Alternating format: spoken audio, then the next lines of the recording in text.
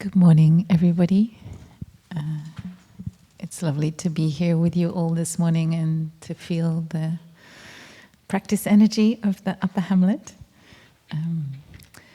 My name is Sister True Dedication, and I've come up from the Lower Hamlet this morning to be your your monastic sister.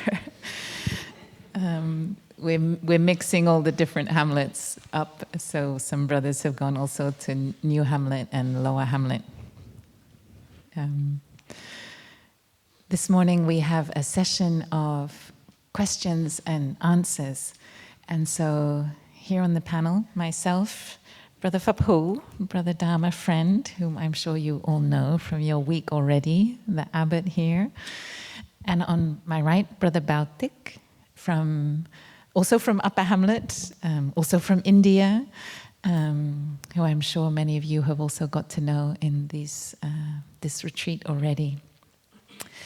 And we're here to listen to your questions and to respond from our own lived experience. We don't exactly sit here as a kind of spiritual authority with the answers. But we have journeyed on this path, all of us for, well, how many? More than 20, 22 years, 14, 16. So we have some experiences. The path, we often say in Buddhism, is not like a straight motorway. It's more like a ragged path up a mountain, maybe a lot of rocks and mist and perilous cliffs. Just in case you were wondering. So this morning, the kind of what we often find are the most kind of powerful questions, are questions that have something to do with our practice, with our happiness, our suffering, things that have been arising in us this week that we're not quite sure how we might practice with it. And so really, we often say the best kind of question is a question from the heart rather than from the head. Nowadays, we have so much technology that any kind of intellectual questions about like Buddhist theory or philosophy, I mean, between Google and, I guess, ChatGPT, we've got a lot of answers. How reliable, I don't know, but for the most part, this is more a moment for really human questions of the heart. And a good question can benefit many people in the room. And we always give priority to questions that come with their human, to sit on the hot seat, on the chair here. But if you do feel too shy, you can write a question down, and we might be able to take one or two written questions. And a good question doesn't need to be too long. It doesn't need too much of a backstory. We can distill it as clearly as we can. And for us monastics, we can also remember that a good answer doesn't need to be too long. Then we can have more questions. So we will do our best also to be concise and not to feel that we have to give a comprehensive, complete, absolute answer. But we are giving a response from our practice that may be part of the answer. So, maybe we can enjoy one more sound of the bell, and we can listen to our heart, how much it is, how strongly it is beating, to see if there's a question there that would like to be heard and like to be spoken.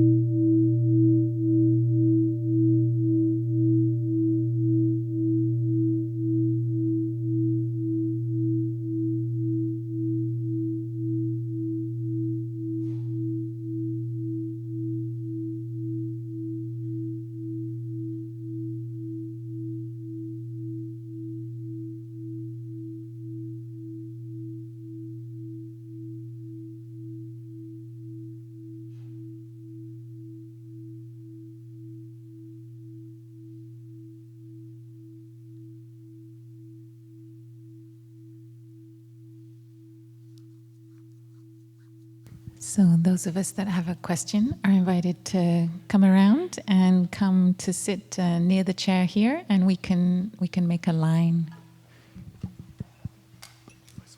The first one can already come up and sit on the chair.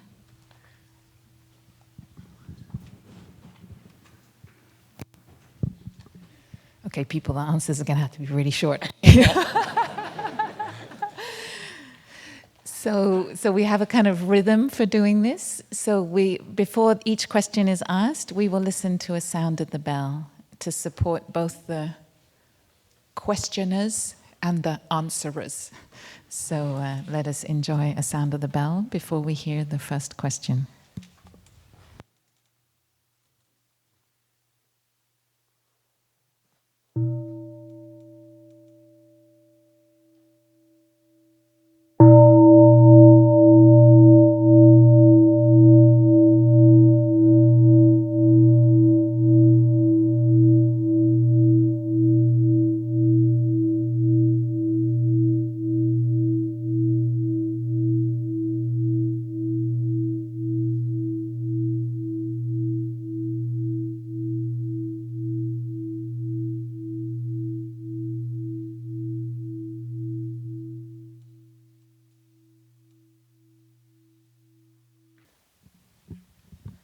So I'm asking Brother Tich to share about our retreats with the military police in India.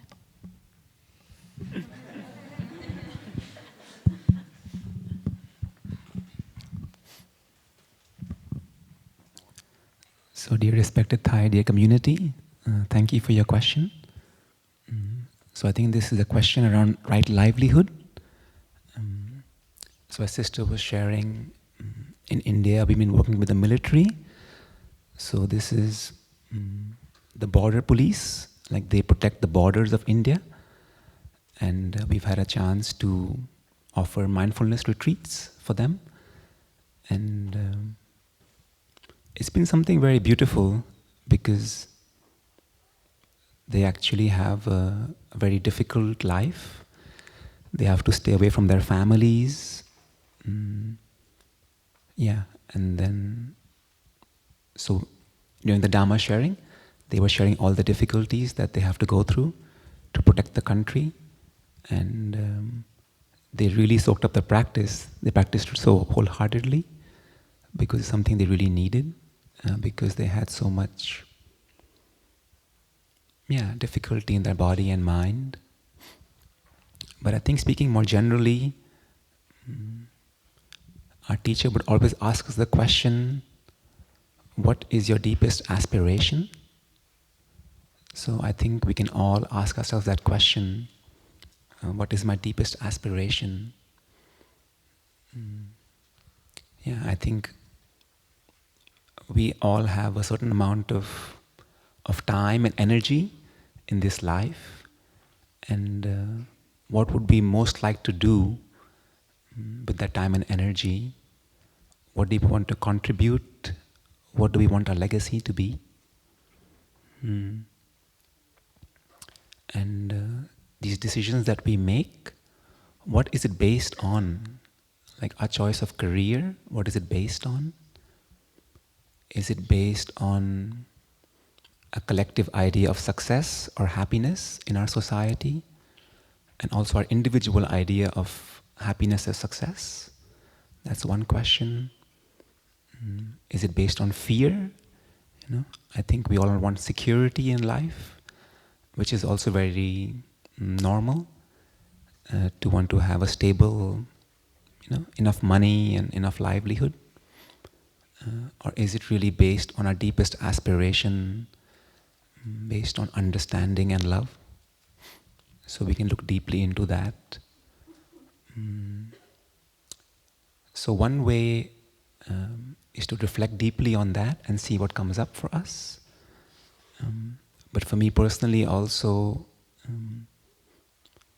I think everywhere, including the military, we need people who are practicing, So I would really be happy to have people in the military who are also practicing mindfulness, living an ethical life, practicing the 5 mindfulness trainings as best they can, and being understanding and compassionate people.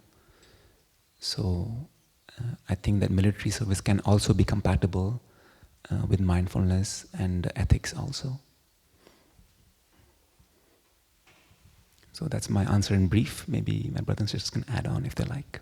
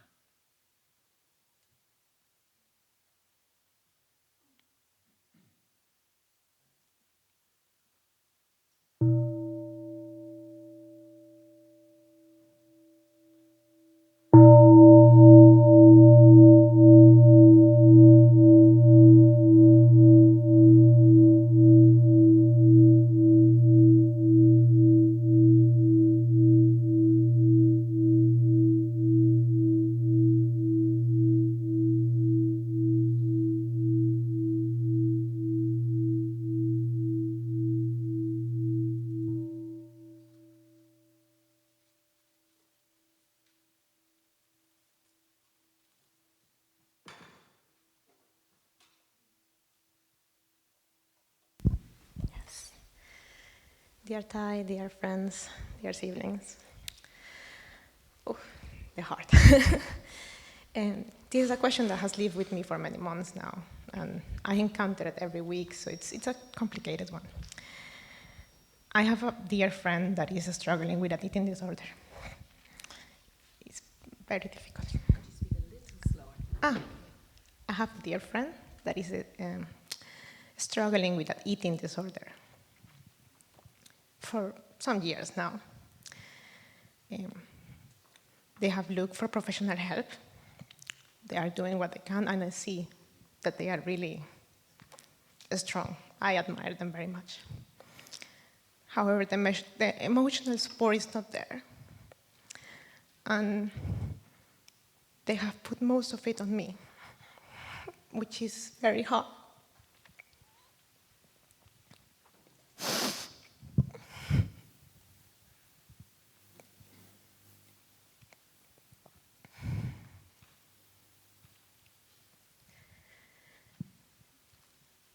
Our relationship has deteriorated a lot due to this.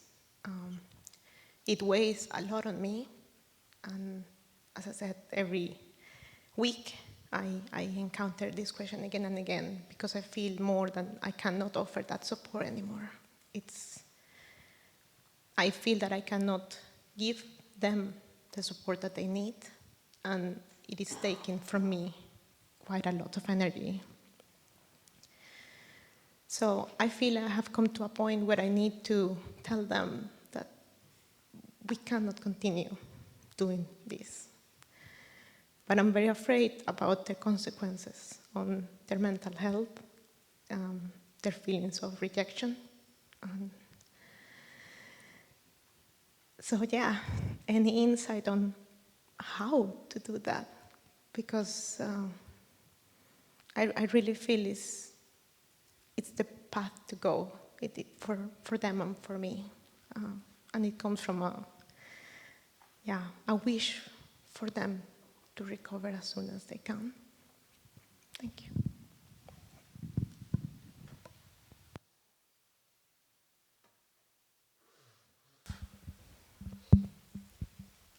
I can't see the French translator. Where are you? Was that okay? Yeah, thank you. So, did everyone in the hall understand the question? Okay, good.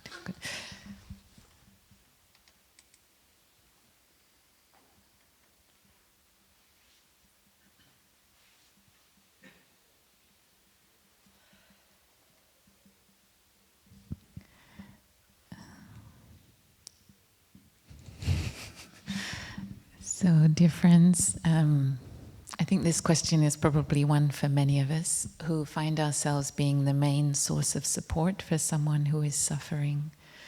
And it's like two people in the ocean, and the one who's kind of drowning is kind of pulling the other one down. And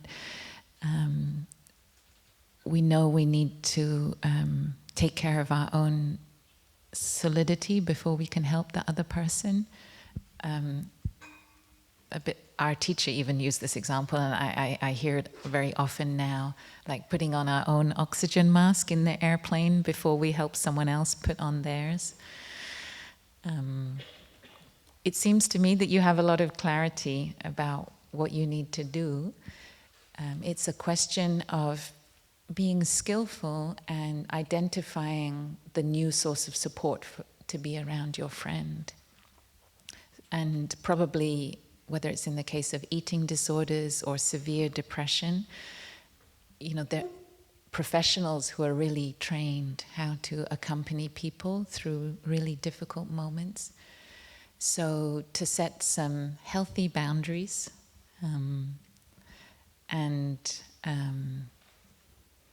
it's not to say that you don't want to be their friend anymore, but maybe instead of calling them every week, you say, I will call you once a month, and we will do something nice, like go for a walk or in a park, or to create some moment that they can look forward to together. And to say that, let's only talk about our suffering for 15 minutes or 20 minutes, put a time limit on it, and then be like, that's enough, now let's just enjoy the walk, enjoy the nature, have fun, go to an ice cream parlor, or do whatever you want to do to have fun. And that is balancing the seeds in our consciousness. And so our friends, they really are a garden, and we want to water their good seeds, and not only accompany them with the toxic seeds and the really suffering seeds. And maybe the best way we can be a friend is not only to listen to our friends' suffering. Maybe a professional can do that, and we do it just a little bit, but maybe to water their joy, their laughter, their sense of play, to know them well and know what will lift up their spirits. And maybe actually as a friend, that's the best thing we can offer. But we're not sort of trained necessarily to really help walk them through a path of transformation with some really strong mental health or ill health conditions that have led to some really strong neural pathways. The research shows that with eating disorders, the brain starts to kind of rewire itself. And so there's some really deep healing to be done. And maybe the best thing we can offer is, with some kind of boundaries around it, those really specific moments of nourishment and lifting the spirits and joy. And so we say, this is what I can offer you. This is where I feel I can help, because actually the rest is beyond my capacity. I don't know how to help. I don't have that training. I don't have that skill. But let's go and have fun together. Maybe with your friend, it's not an ice cream parlor. But being creative about whatever it is. Bubble tea or something, I don't know. To create a happy moment for those we love is quite an art, and it's quite a training, and it belongs to this path, whether that's our parents or our friends or our siblings, to take them out of an environment where they're always miserable and bring them to an environment that will water their seeds of joy and freedom and hope. And I remember after coming on my first retreats here, I started planning the kind of appointments I wanted to create with my sister, with my friends, with my parents, to really just take them out of that dark place and think where to go, when to go. And that's more important than having 1 or 2 phone calls a week for an hour where someone's crying and lost in self-pity. That may not help them. But having a real good shower of good seeds can really help a lot more. And that's a way to be a spiritual friend for those we care about. Thank you.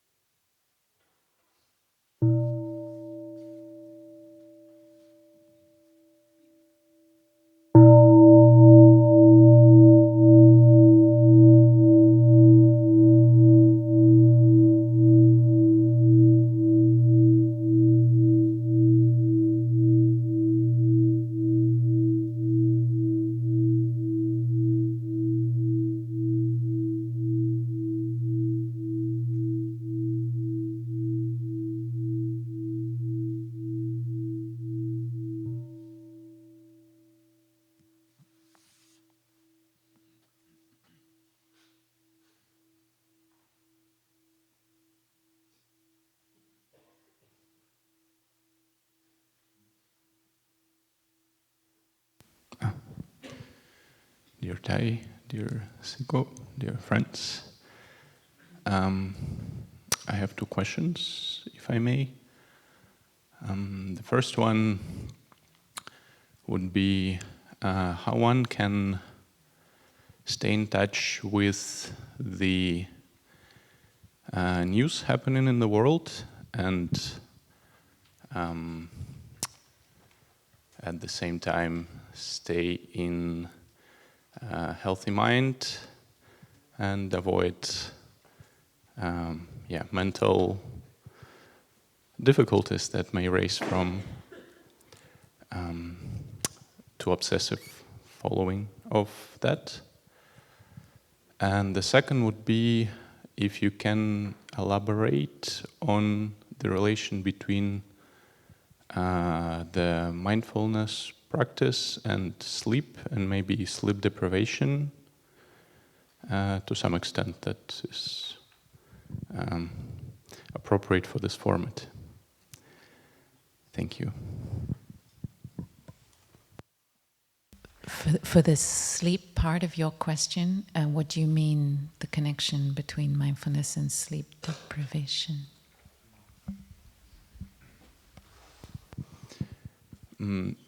Well, maybe that's my personal experience, but I found it much more difficult to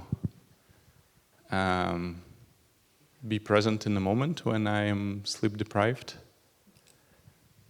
And maybe some advice on that.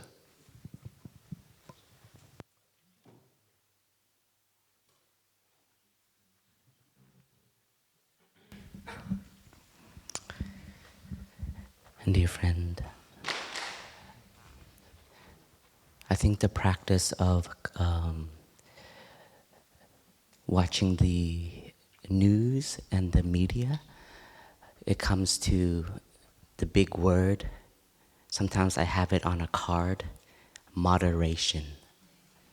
It's just like how we consume food is also how we consume the information that are happening in the world. It's not to deprive us from knowing what is happening in the world, but also knowing our own capacity. How much can we consume in this moment? And this is why each and every one of us, when we practice the art of mindfulness, we start to become aligned with our own mind and body and our spirit, our energies. How much in this moment can we embrace and hold? And we should be able to have like a pulse of our well-being, our state of mind. And this is a training to see how much we have received and how much of it does it affect our sleep, our relationship, our connection to the present moment. So this is an art that each and every one of us, we can befriend our own capacity. So this is not to like cut off ourselves from anything, but everything, there's always a middle way. There's a balancing of ill-being and well-being. So we have to be able to receive both sides, and on a practice when we do receive information that are happening in the world that is very difficult to understand and very difficult to even accept. And because of the insight of interbeing, we feel the pain and we feel the suffering that is manifesting not here, but is there. And as a practitioner, we can also be in touch with the pain in us when we hear this. And this is where we can ground ourselves in the practice. I've seen my teacher, I've seen my monastic siblings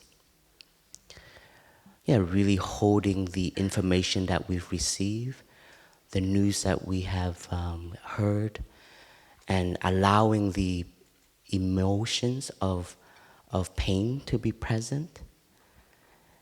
And our practice with it is, there is a direct practice. It's now how do we take care of that emotion and feeling inside of us. So we would guide our we would guide our feelings when we receive these emotions, whether it is in the practice of walking meditation, being in touch with Mother Earth, letting the grief transmitting the grief to the earth, or whether it is like a prayer that we can channel right away. And all of these is in order to also balance all of the information that we are receiving. And the word moderation is very helpful because we can have the capacity of knowing I have enough. Any more information and detail, I'll just go down a rabbit hole of darkness, and that's not helpful at all to myself and to others. And so just to have that awareness, and if we fail one time, we say, you receive data, you start to have mindfulness data for yourself. I've consumed more than I can handle. So next time I know what is enough. So this is an ongoing practice that we have to develop for ourselves. For sleeping, I think a direct experience is recognizing what we are doing while we are awake, and how that has a direct experience to our sleep and our store consciousness. And when we cannot sleep, we do have a practice. We have experienced total relaxation in this retreat, and total relaxation can be a wonderful antidote for deep rest. I've had the experience of being an assistant of my teacher, and Tai, he couldn't sleep much. He had sleep he had insomnia, and it's because of the war that he went through and all the experience that he witnessed. It really affected his sleep. He had practices. Total relaxation was his go-to, was his bread and butter. But he would have many different jams to spread on the butter. He would have chanting playlists that he would listen to help him ease within the body, to also allow the state of mind to have a place of refuge also. And then he would listen to music, but his poetry, a lot of his poetry were put into music, and he would listen to these melody to water the good seeds in him. And a deeper practice, he used to have a clock that goes,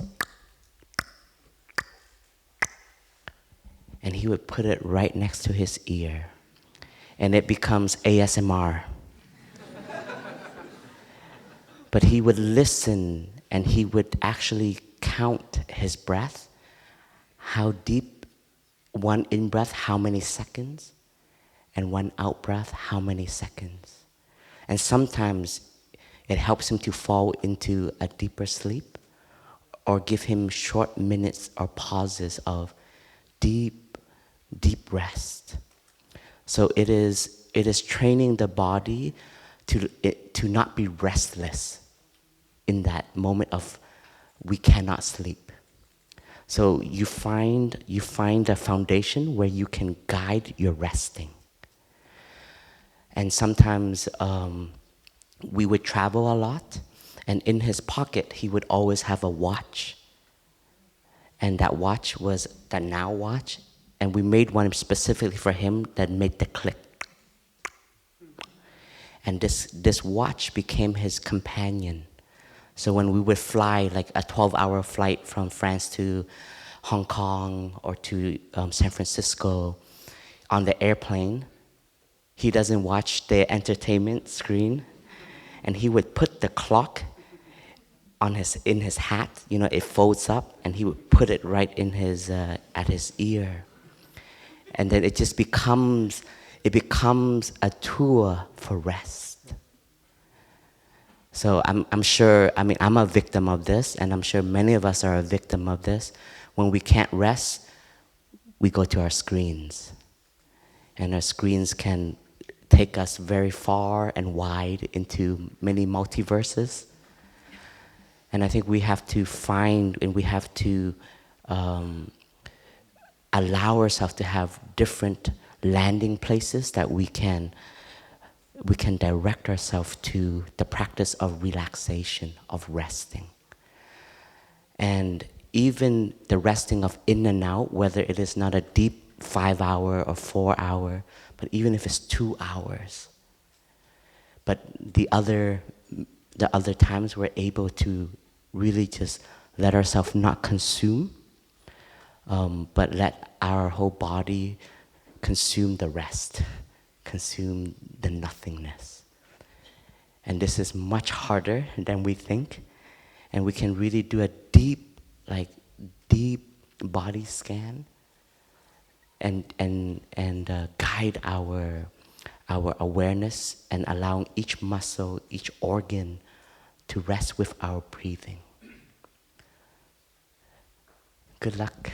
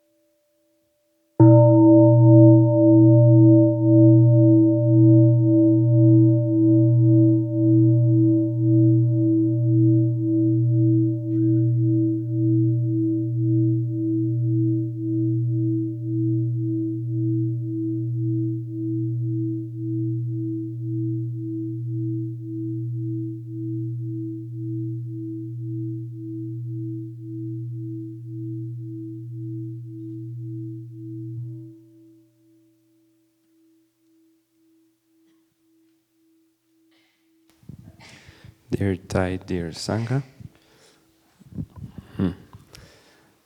I have a question pertaining to control and letting go. Due to conditions very early in my life, I find it very hard to surrender to a specific experience, emotion, or situation. The idea of going with the flow, just the idea gives me anxiety, sometimes. The practice helps a lot, obviously. But it's like the common denominator between all the blockages that I still have inside of me. And I've been sitting with this like awareness for quite some time now. And I feel it's gradually loosening up, but very slowly. And any nuggets of gold towards letting go would be greatly appreciated.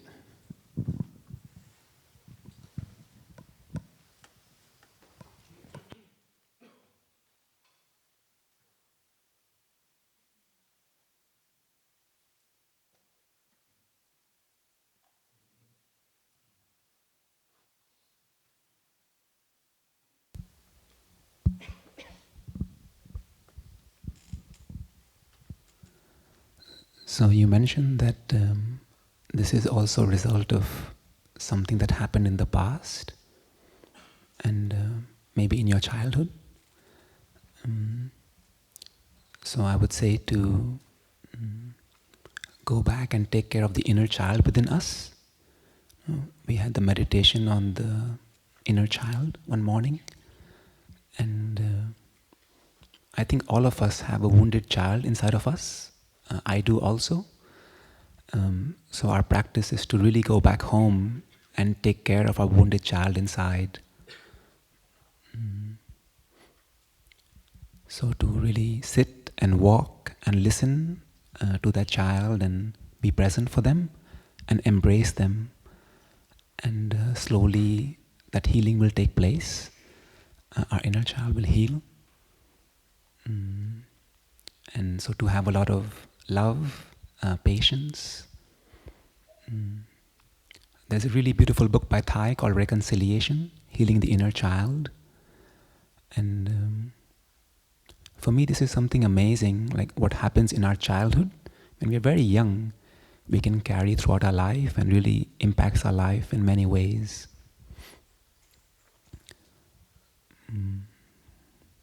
Yeah, so that's one practice I would recommend. And for me also, for me the opposite of letting go is a bit like grasping. And in myself, I see a lot of fear and insecurity sometimes. And when I have fear, I tend to grasp. It could be a person, could be an idea, but I see the root of that grasping is my fear. So what I've been practicing also is to cultivate more non-fear, to transform my fear. And when I can let go, I feel so much lighter, so much freer. And sometimes I feel like without this person, this thing, I cannot be happy, or sometimes even like I cannot survive, or this thing is so important for my well-being. So I think we need to look deeply into our ideas of happiness. One exercise I did, which my brother taught me, is he told me to make a fist like this, like tight. You can think of the person or the thing you're trying to grasp, and he said, just make a fist. And this thing is so important, it's so precious. If you'd like, you can close your eyes and try together. Just close. Just think of something you want to hold on to. A person, a position, a degree, an idea. And, you need to hold on to it. And just see how you feel in your body and mind. Do you feel tense? Do you feel relaxed? And we don't have so much time, but he said to do it for 5 or 10 minutes. And after a while, you get very tired. Your hand gets very tired. And then slowly, you can just let it go, open. And then see how you feel in your body and mind also. And I think also when we have a taste of true happiness, based from the practice, when we have brotherhood and sisterhood, the energy of friendship, when we have in deep touch with Mother Earth, so when we have things that really nourish our happiness, our peace, our love and understanding, we really have the courage to let go. We have a taste of true happiness, and it really takes courage to let go. So another part is also keep deepening our practice, taking refuge in community, taking refuge in Mother Earth.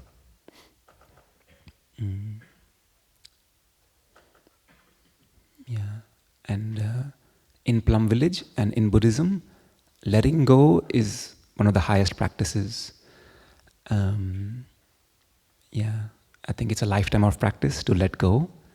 And for me, it's so beautiful because in my whole life, in my education, in my work, I was always thought about accumulate knowledge, accumulate possessions. But here they say, let go. You know, it's a bit counterculture to let go, actually.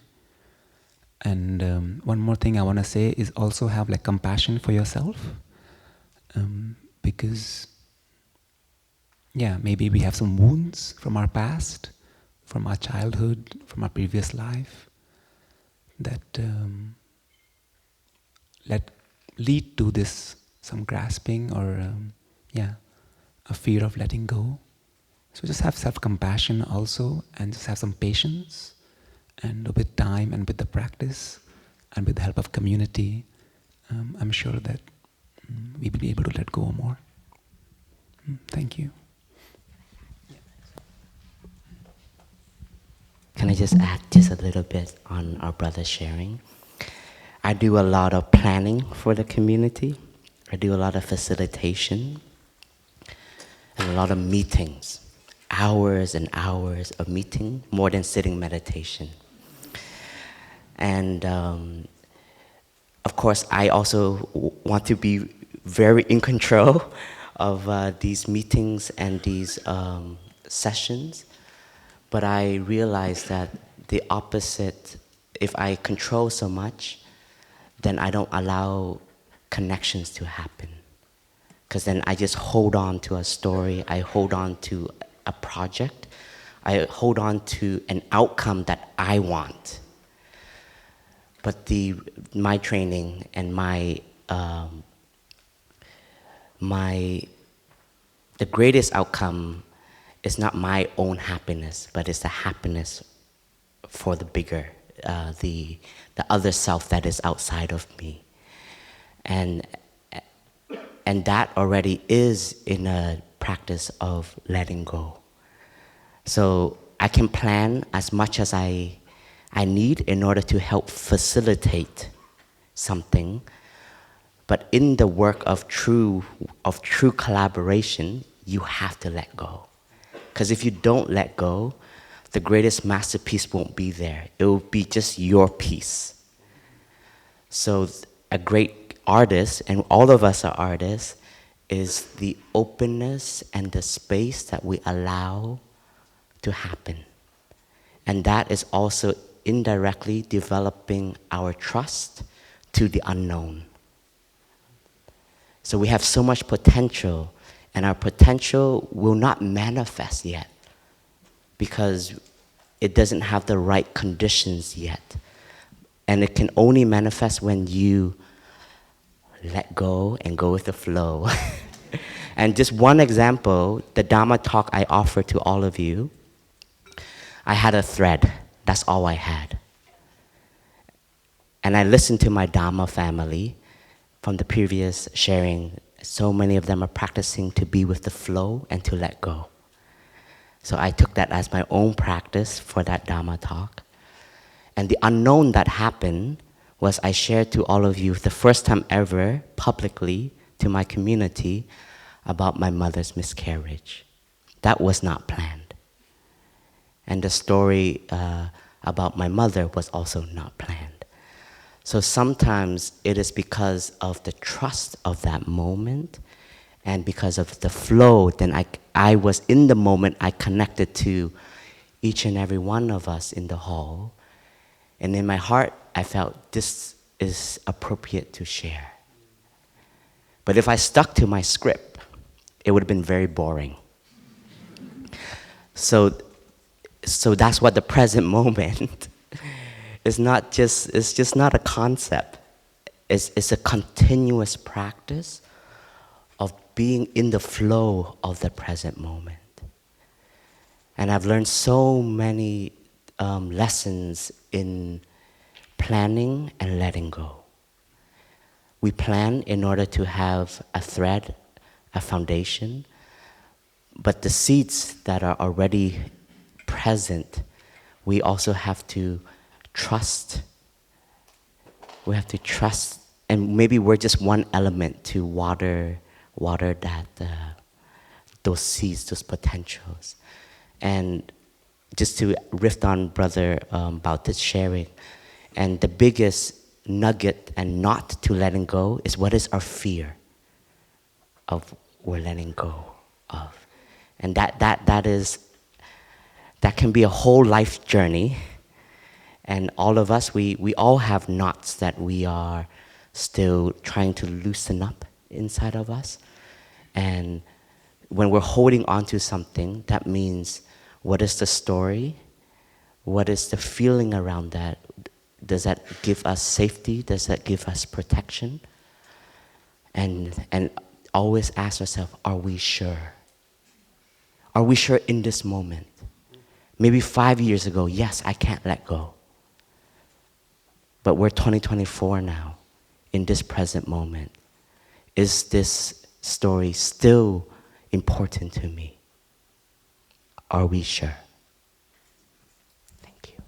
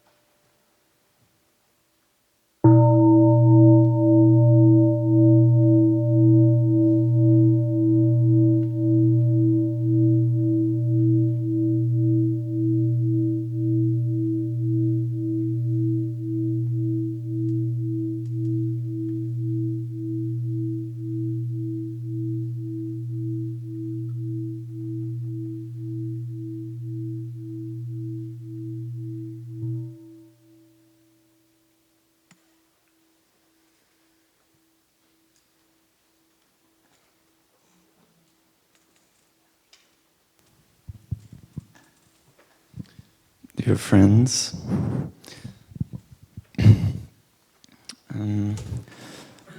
I have found great compassion in my darkest moments, especially related to experiences of addiction. But because of that, I might be starting to believe I need to suffer in order to find compassion again. I'm scared I might be perpetuating the suffering in order to feel compassion, instead of actually learning to suffer less. Any thoughts on this? Thank you.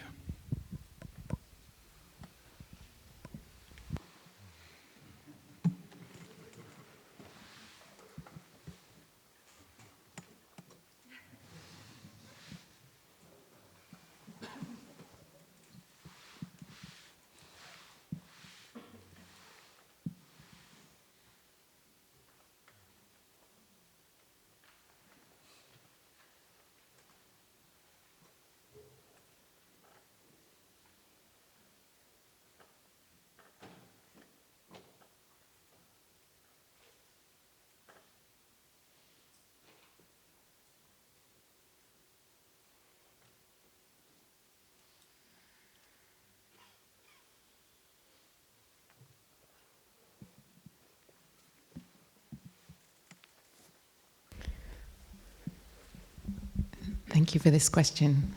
I felt I wanted to answer it, but then I felt I was going to cry. Brother Phap who said it's okay, so you'll have a crying answer.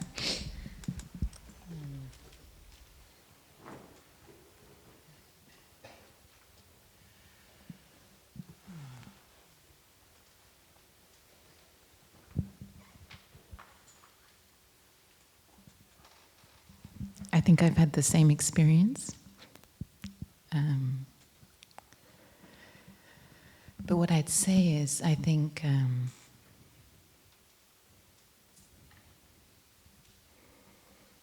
when we're at those cliffs of darkness, and then our compassion arises to kind of rescue us, it can be very healing, and we feel like the whole cosmos has come to help, or our ancestors have come to help, or our teachers and friends have come to help from deep in our consciousness. And I think maybe for me the greatest danger is the kind of numbness I might have in normal moments when I'm not able to generate compassion for myself. And So,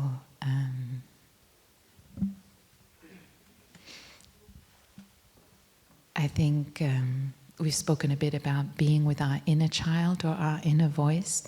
And in my Dharma sharing group this week, someone shared about how they have a little voice which is saying, something is too much for me, or this is more than my limit, or I need to say no, but the voice is so small.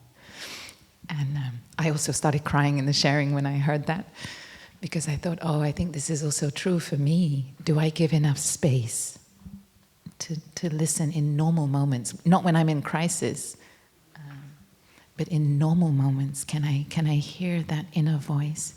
And we said we'd share about our practice, and I think in the 20 years that I've been coming to Plum Village, being able to listen to that inner voice is one of the most important things that I can do.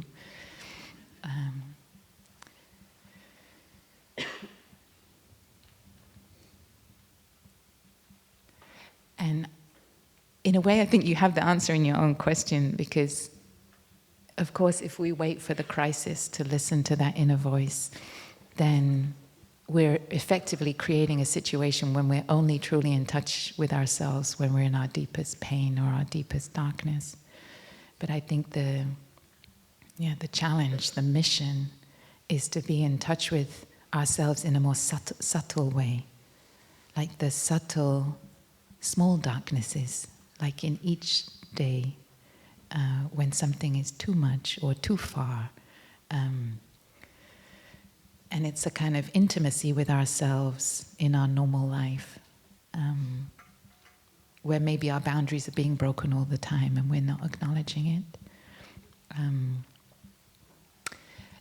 Because I think those moments that might lead to kind of addictive tendencies, I also have a lot of addiction in my family, and I've learned to recognize this wish for oblivion, a deep wish for oblivion, but there's always a pathway that leads me to that deep wish.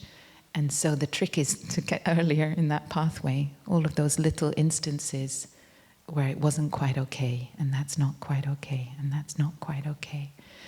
And this is why, like, all of the daily mindfulness practices we're doing, and you choose your favorite ones, right? At one point for me, it was every time I boiled a kettle. I used to drink a lot of tea, now I drink a lot of coffee. But like, yeah. It's true. So like every time I went to boil the kettle, I would check in with myself, because that was one of my responses when actually some suffering had come up. And I realized, oh, if I become aware when I'm about to boil the kettle, like what are my feelings inside, and can I care for them in that moment? That's like literally 10 times a day. Or anyway, many times a day. It's like a bell of mindfulness of, am I being with myself? You know, you're taking a few steps across to reach for the kettle, fill it with water. There's something happening there, but that moment can be transformed into, am I listening to my inner voice and my inner feelings? And then it's like we start to befriend ourselves in a more subtle way. And we don't need those dramatic moments when 100% of our being is trying to rescue us.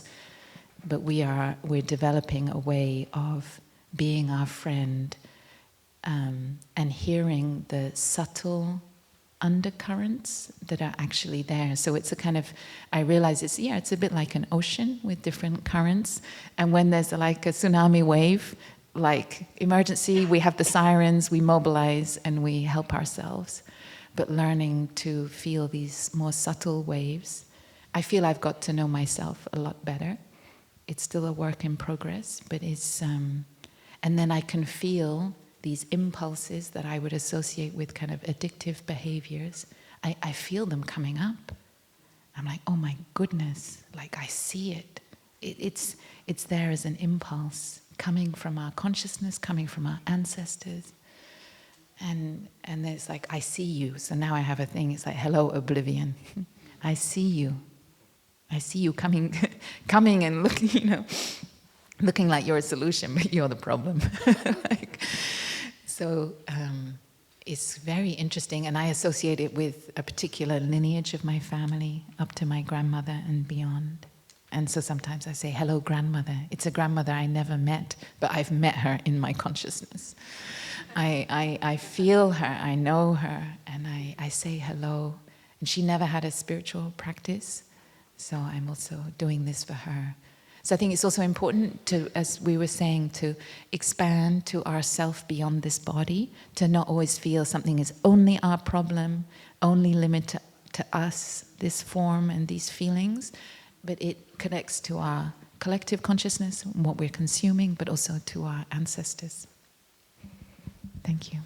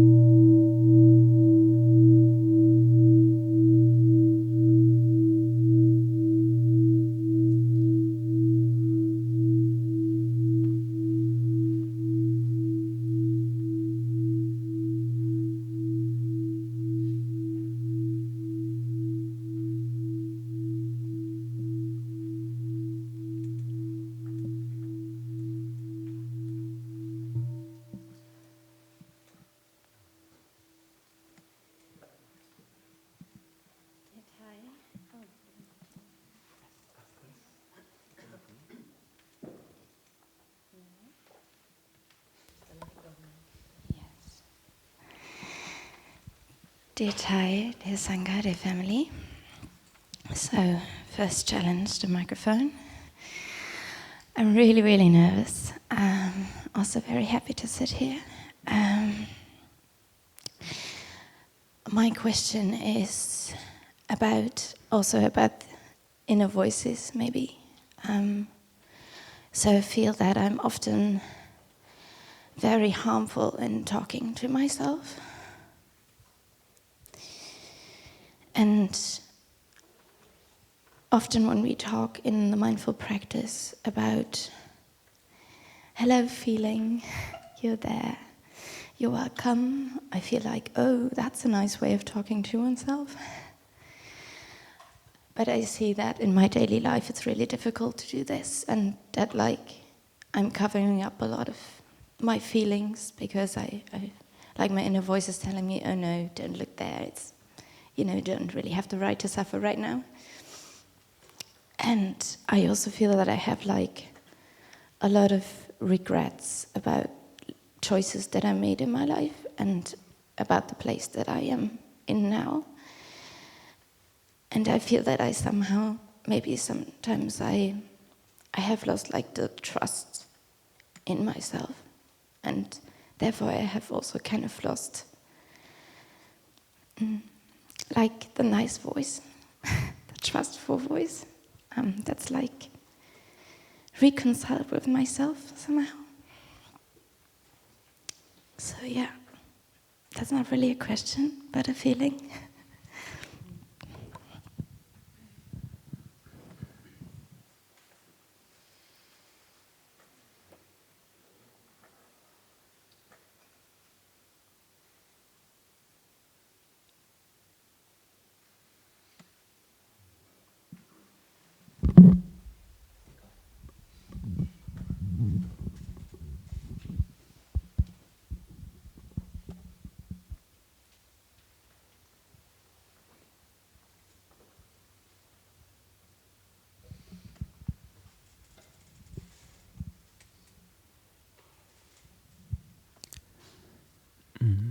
So I think what I've practiced for myself is not liking myself and practicing with that.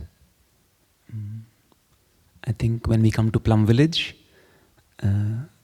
we see all our skeletons, So when I came here first, I was in touch with my beautiful qualities, but also became aware of many other things in myself. So, yeah, at one point I realized I didn't like myself very much. And I had this fear when I walked in a room that people didn't like me. And I remember having this thought that I don't even like myself, why would others like me? So this is a path that I've gone on, a path of more self-acceptance and self-love.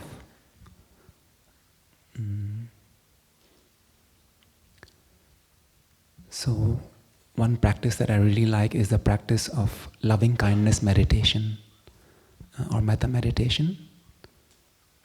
So we can find a time and then we sit and we send the energy of loving kindness to ourselves. And this is something I've practiced a lot. And there's a very beautiful actually text is like, may I be peaceful and light in my body and mind. May I cultivate the seeds of joy and happiness in myself. So there's a kind of poem, so we can practice that and slowly, bit by bit, I felt like I could love myself more.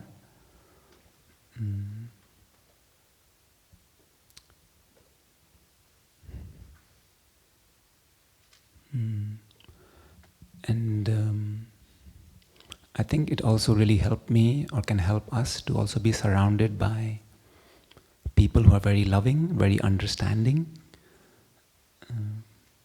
So like a loving community, when we receive love, it can help us to also believe in ourselves. One thing my brother told me one time is, I wish you could see yourself the way I see you. And that was something very beautiful that he said.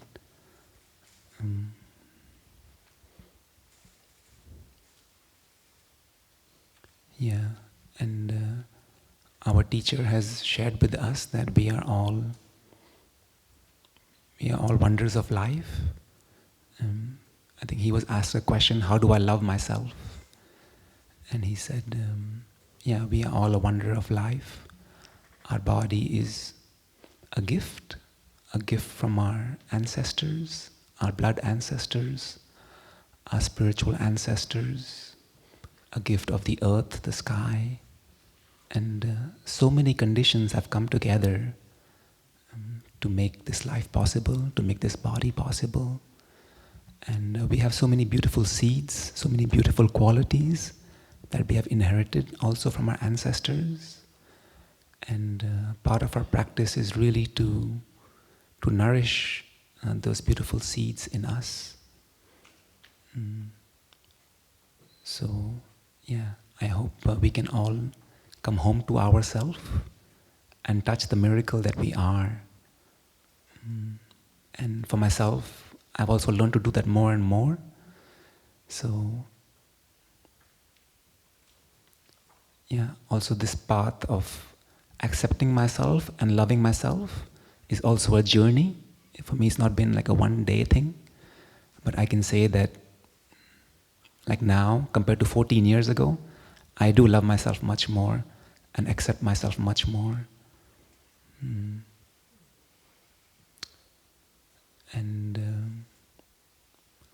when we notice ourselves speaking to ourselves in an unkind way, we can just pause, just recognize it, and just smile and do it differently. So for me, that's something very beautiful about mindfulness also, is we may have a way of doing certain things. There may be a habit, but with mindfulness, we can really change the way we do things.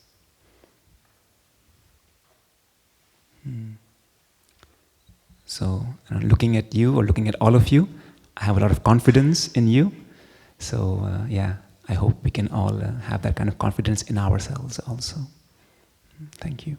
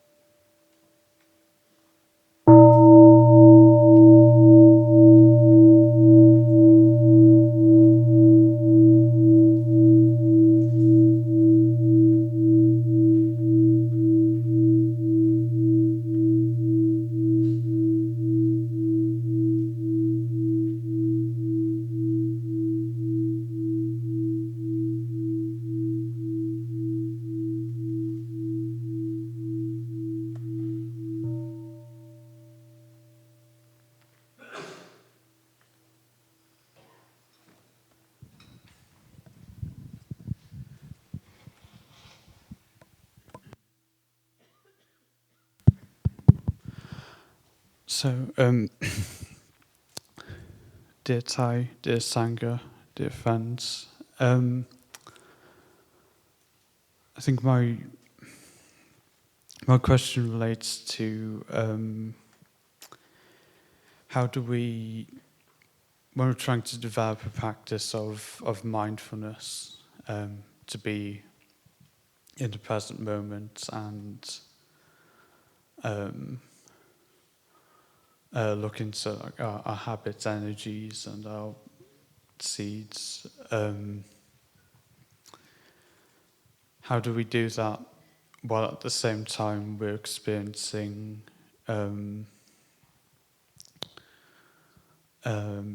suffering in our lives and forces that seem to be pushing against that? To be more specific, one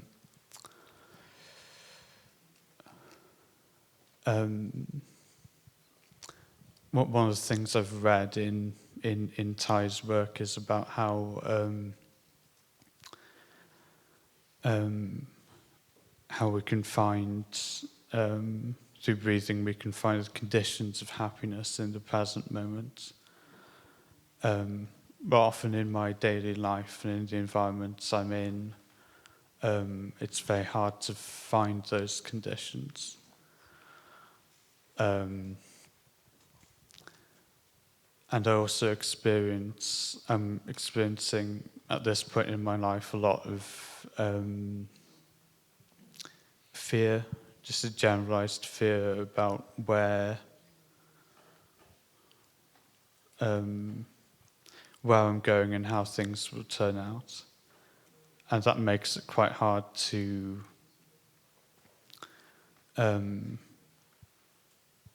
reflect on things and to accept them. So I think that's my question, if that makes sense.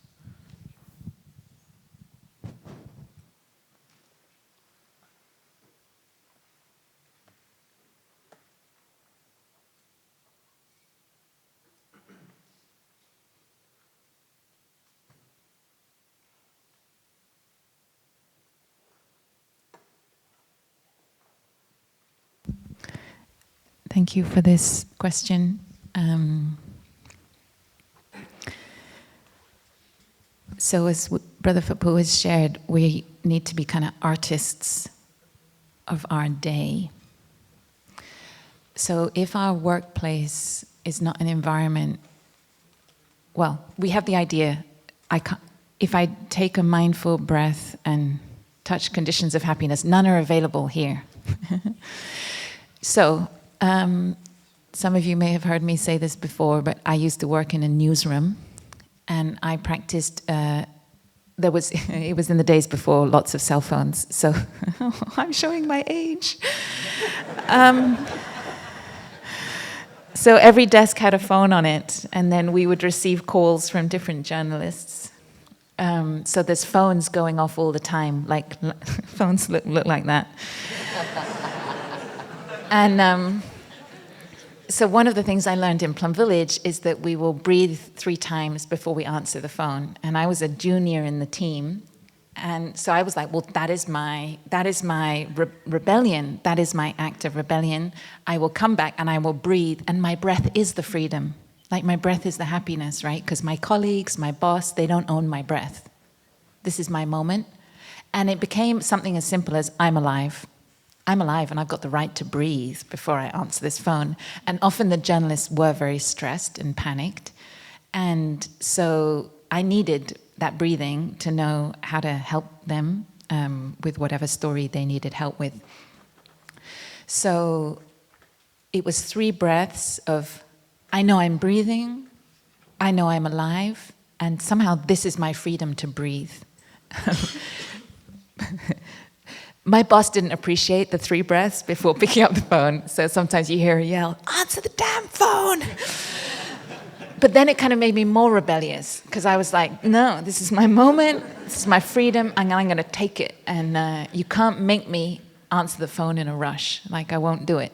So like there was so it feels microscopic, but there was freedom there. And frankly, there was a step more of happiness by doing that. And then in other moments of breathing, in moments of deep stress in the newsroom, so I'd feel the stress in my body and come back to my breathing. And the immediate environment was overwhelming. I came to work during the Iraq War, so we had just racks of screens showing live streams from war zones. So I found it a very stressful, toxic environment. But I was committed to helping the news be more ethical, so that was why I stayed there. And that was part of my job role. So in order to ground myself in the really difficult moments, I would visualize and I'd say to myself, where are the stars, Natasha? So Natasha was my name. I'd say, where are the stars? And then I would just take a deep in-breath and I'd be like, through this newsroom floor, through on the other side of the planet, there's the stars. And then behind all the clouds of the London sky, there are stars. And I would just connect myself to the stars in the moments of real stress. Ultimately, what happened is that there was one day when I was following my breathing and my mindful steps to get a glass of water, and I also used the poem for drinking a glass of water every time I went to the water cooler. So the poems can also be a way to create 4 breaths or 2 breaths of freedom and happiness in our day. I just, from my store consciousness, was like, what the hell are you doing here? Like, frankly, like, what are you doing with your life? Like, why are you putting yourself through this? And so and it was that clarity. And I knew I was going to leave. Like, the moment that thought came up, it was so clear. I just knew I was going to not continue that work, and I needed to change my life, because my life was, every day was being lost into an environment that ultimately was kind of toxic. So when we practice, it's very important, especially if our immediate environment is not healthy. It's really critical and urgent and necessary that we practice mindful breathing to stay human, to stay real, to find whatever tricks we can, to find a few grounding, truthful, mindful breaths. We had a tiny little balcony where the smokers used to go out to smoke, but I went there to breathe, and I would take my little 2-minute breathing break, and obviously it was bad when there was a smoker there, and I'm a breather there, but I could see a little bit more of the skyline, and you just have to create these moments. I also use the toilet stall. You can do like a 5-minute body scan in a toilet, sit and put the chair down, the seat down, and sit there. So we have to do it, because otherwise we can get completely swept away by our work. And we end up, a year goes by, 2 years go by, 3 years go by, and you're suddenly like, what have I done with my youth? What am I doing? So it's especially, and I think this also applies for our friend in the military and reserves, we bring our whole mindfulness to whatever we're doing to help us see clearly, are we being authentic and true to ourselves in our livelihood? And that will ultimately, like what I see for me is over the months and the years in the newsroom, basically I built up such a truth-telling in my heart that day when it was like, you need to get out of here, it was so true and so real. I had all the courage and strength, because all my colleagues tried to stop me changing my work. All my family and friends were like, oh my God, 1,000 people would apply for this job. You're insane to let it go. But actually, our own truth, it's our mindful breathing throughout our normal day that'll help us put us in touch with our deep truth inside about how we want to use our time and energy. And it's very important also to so you've got the workplace mindfulness practice, but then our free time. Like, what are we doing in our free time to be grounding, to be nourishing? And I know, I remember one of the practitioners working in the City of London who was part of Wake Up London. At one point, they did a day a week. They brought their job down to 4 days a week, and they did day a week out in Epping in East London working on a farm.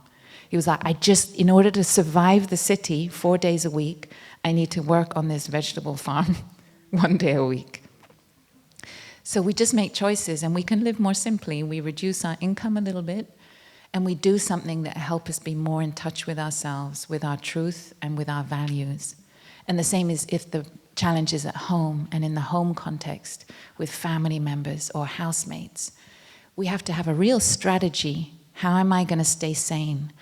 How am I going to go for walks, go out into the garden? What commitments am I going to have to myself so that I can find those breaths of peace and happiness? And it's a challenge to create those conditions. And then the insight you will have and the energy you will release for how you can change your life will be kind of invincible. Yeah.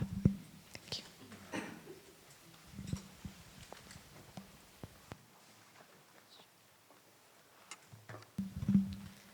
I think this will be our last question. Please come up.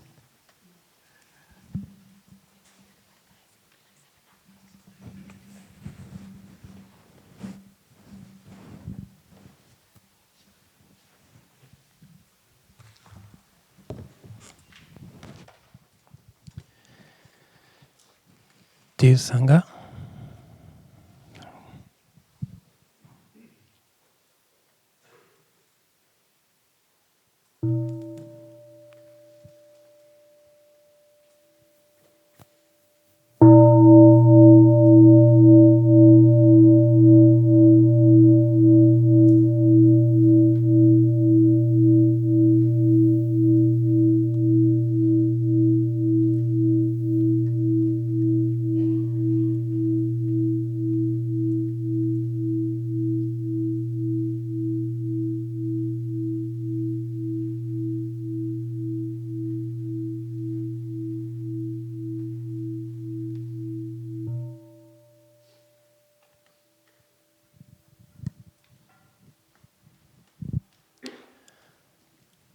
Dear Sangha,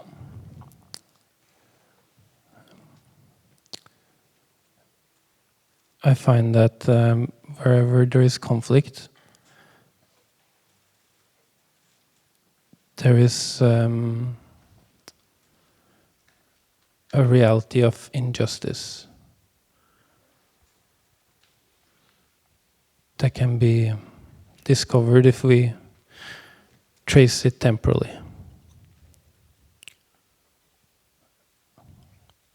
So my question is how to honor this reality of pain while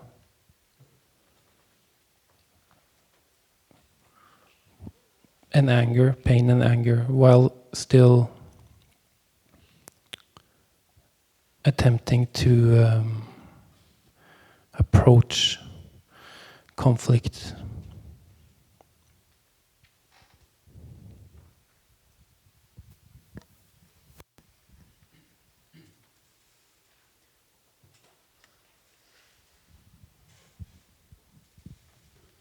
So our friend's question is where there is conflict, there's often injustice, and then that injustice naturally gives rise to pain and anger inside. So how to relate to sort of addressing conflict while also taking care of the pain and anger inside. Or Not quite. I think the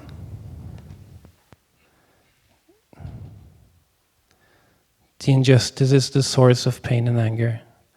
And when we want to approach a conflict without getting involved in these feelings, but still honor them, how can we do this?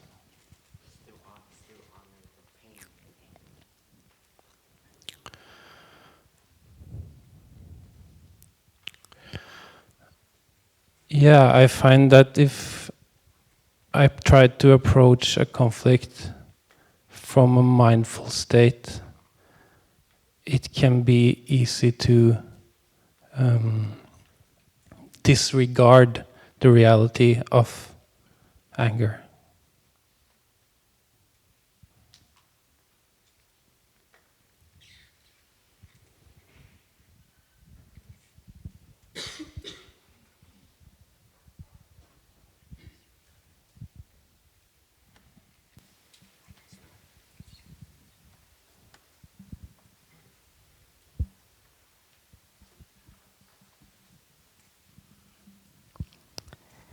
Dear friend, thank you for your question. I feel that it is a perception that when we say we practice mindfulness in regards to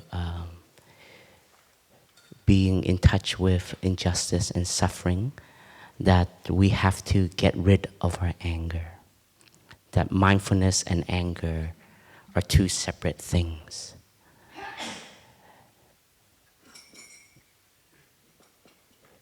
It is totally normal and it should be right that when we see injustice, we feel anger.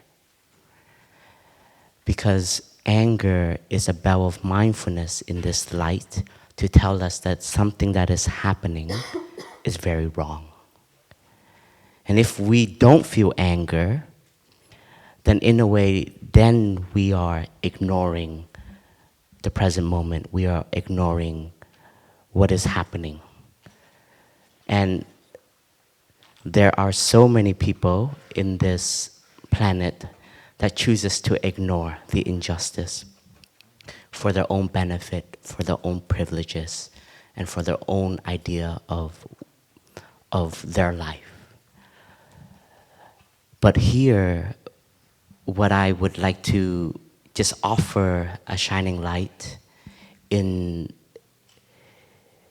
the work of being with injustice is how do we then link our anger, our pain, to our humanity, the energy of compassion, the energy of relieving the suffering that is present.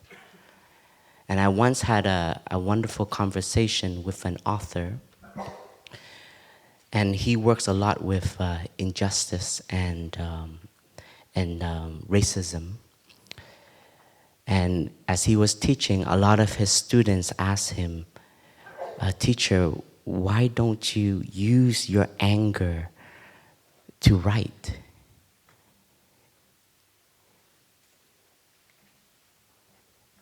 And he breathed, and he said, "Well, my anger is there, but the anger is very close to compassion also.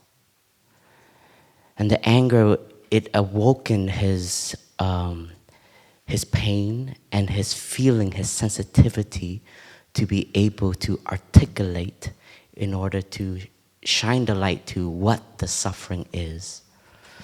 But then he channeled himself to his other quality, which is love, which is to understand the suffering. Because he said, if he leans within the anger, then his words, his voice, his energy will just fuel more anger, hatred, and discrimination. And so if we look at an act of relieving suffering, relieving pain and misunderstanding, and to shine the light, anger is there. Anger as a fuel, as an energy. And a lot of activists, a lot of climate activists, a lot of peace activists, maybe we have become an activist thanks to this understanding of pain, of suffering, and feeling the anger. And we may like to direct our anger into a place where it can maybe awaken the humanity, awaken the people to understand. But if we can think about longevity and sustainability for our work, our aspiration, anger like a fuel will burn out, and the anger as a fuel, it also comes together with a lot of other energies and qualities that can be more destructive than the energy of fierce love, fierce compassion. And as a human being, we know that when we work in this field, we always have to have northern lights to help us, northern stars to guide us and to help us not lose our own self within the field of anger. There's a poem, there's a line that our teacher wrote that has become also part of my meditation on a daily basis, from a community setting, a brotherhood, sisterhood, siblinghood setting, to a setting of catastrophes in the world and injustice in the world. And that is, humans are not my enemy. What we are trying to remove, what we are trying to shine light towards, it is the wrong view, it is the discrimination, it is the anger, it is the hatred. And these particular energies have been transmitted from generations to generation. It's become our culture. It's because we give ourselves permission to other each other, to see each other less than us, that discrimination becomes stronger, and we dare have the right to see that we have permission to remove, to kill, to destroy, to punish. And of course, when we see this, all the anger seeds in us is awakened. And as a practitioner, how do I recognize, how do I be with this anger and then link this anger to the world that we would like to create as artists? And not just let the anger become the only ink that we are painting with, we are writing with. And this is a reflection for each and every one of us. So I would like to I just want to remove one maybe concept that that as practitioners we have to chop off anger, get rid of anger. But it's like our teacher says, if we know how to suffer, we will suffer less. And maybe if we know how to be with our anger, we will know how to also care for the anger and how to use this energy of anger and direct it, and then transform that energy of anger into many different sources. Recently in a retreat in South America, we had a friend who is an environmentalist activist, and he became known as the angry activist. And in the retreat, he was learning this, and it was very challenging for him, because then he said, "Then who am I?" And then he received a message in the evening, and from his colleagues, and they said, "Where have you been? We miss your we miss your anger." And that was a mirror for him. For him, he was like, I don't want this to be my legacy. I don't want to be known as the angry person. But I don't ignore my anger. But I don't want this to be my only label, my only energy that becomes my source of work and source of will to live. Because he said when he looks deeper, all of it, it comes from a deeper source, and that is of love. So he has taught me that also anger and love are two pairs of energies that are very linked and very close to. And he sees that love becomes a stronger source of resources to go the long path of work and impact. And if the work that we are doing for injustice will have impact, what kind of resources that we are using that will become the impact for a whole community, for the situation, for our environment, and for our humanity.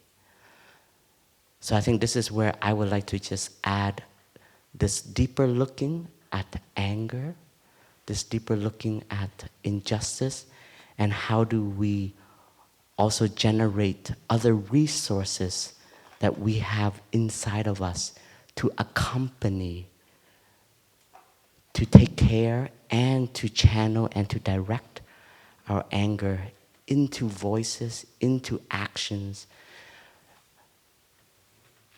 that can be more lasting and becomes a culture of transmission. So this is a deep looking, a continuous deep looking, and this is just something I share as I have, and many of us in the community have been reflecting on how to be with anger, how to accompany anger, how to direct anger, transform anger, but not get rid of anger. Because these mental formations, these qualities, they are a part of us. They are activated. Thank you.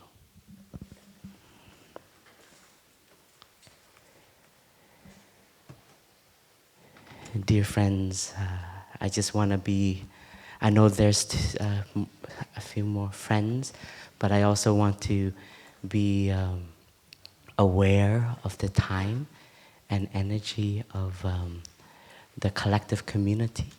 So I hope we ask permission to end here, and we still have time to practice noble silence and then walking meditation also, and to have time to digest all the questions, all the responses, and the collective energy. Thank you very much, dear community.